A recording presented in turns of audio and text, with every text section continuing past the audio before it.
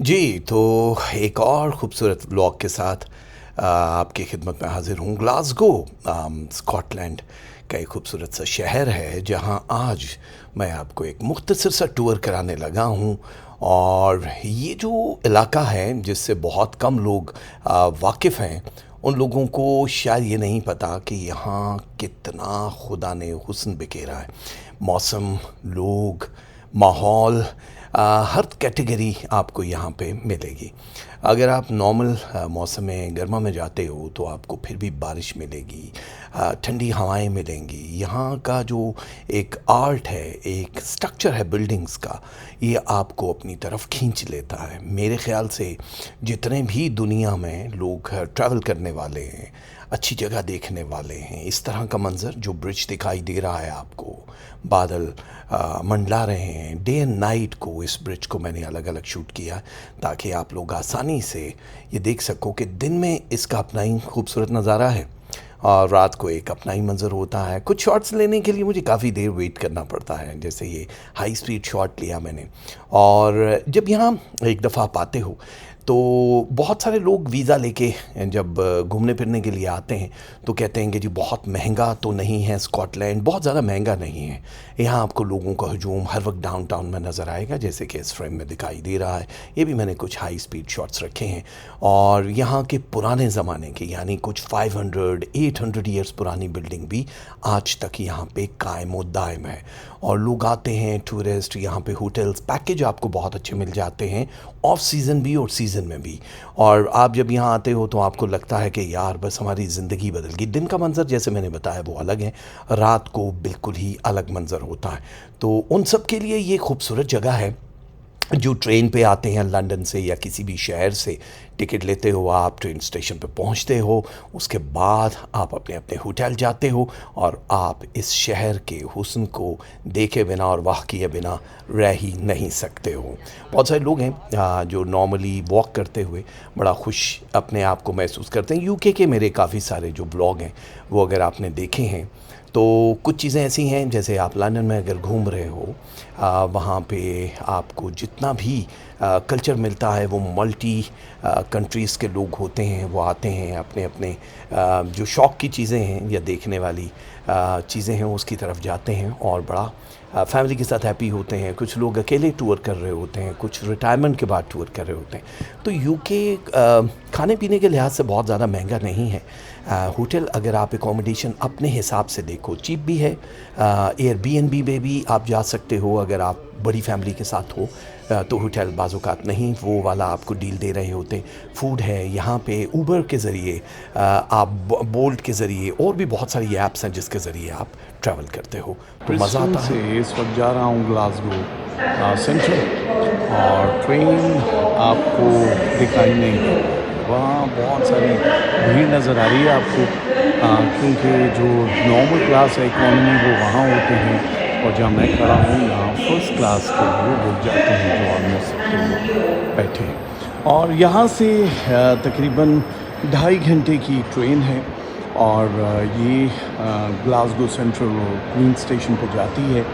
और आप जब वहाँ पहुँच जाते हो तो अगर करीब होटल है तो फिर तो आपको ज़्यादा मसला नहीं होता, लेकिन अगर दूर हो तो वहाँ से ऊबर ले सकते हो, लोकल टैक्सी ले सकते हो और जा सकते हो। तो आगे बताता हूँ, ट्रेन आ जाए। अभी ये सामने एक ट्रेन आ रही है, लेकिन ये मेरी नहीं है, ये मैनचेस्टर जा रही है, यहाँ से बिल्कुल करीबी है, और लोग यहाँ से बैठेंगे, मेरी आएगी दूसरी साइड से। लीजिए, मैं पहुंच गया ग्लासगो रेलवे स्टेशन पे। और ये बहुत खूबसूरत सी जो इमारत है इनसाइड ग्लासगो स्टेशन है, मेन जो डाउनटाउन में है, इंतहाई खूबसूरत। कुछ जदीद और कुछ कदीम चीज़ों का हसीन इम्तज़ाज है।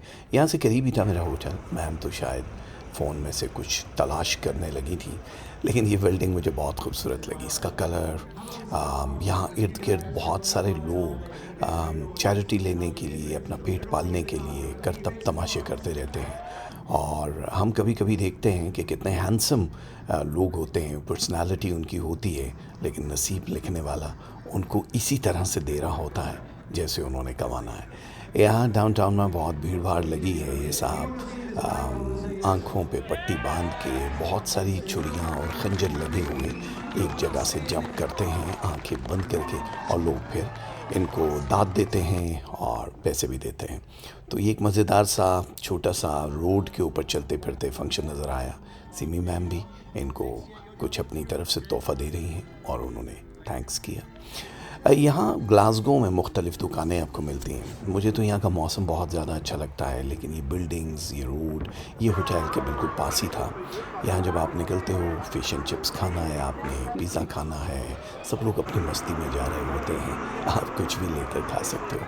लेकिन इस ठंडे मौसम में नॉर्मली हम लोग कॉफ़ी पीना पसंद करते हैं, और अगर साथ में कोई अच्छा सा मफ़िन या डोनट हो जाए तो फिर और भी अच्छा लगता है। कल्चरल बिल्डिंग्स हैं जहाँ पे बहुत सारे इवेंट्स होते हैं, और ये हाथ की बनी हुई कुछ ख़ास पेंटिंग्स हैं जो रोड पे लगी हुई होती हैं। इस तरह के बहुत सारे स्टैचूज़ जो हैं आपको ग्लासगो में हर तरफ दिखाई देंगे, और जो इतने हसीन होते हैं, इतने पुरकशिश होते हैं कि आप परेशान हो जाते हो कि यार जिस आर्टिस्ट ने ये तख्लीक किया होगा उसके हाथों को चूम लिया जाए। बहुत सारे लोग यहाँ मौज मस्ती कर रहे होते हैं। यहाँ हर तरह का ब्रांड्स हैं। अंडरग्राउंड स्टेशन है ये, कांच का बना हुआ, खूबसूरत लगता है। कुछ लोग आउटडोर बैठ के खाना पीना करते हैं, पार्टीज़ करते हैं, और ये शॉट मेरा फेवरेट है। जो अजीम लोग होते हैं उनके स्टैचूज़ तो बना दिए जाते हैं, लेकिन आखिर पे उनके सर पे कोई परिंदा बैठ के गुनगुना रहा होता है, सोच रहा होता है।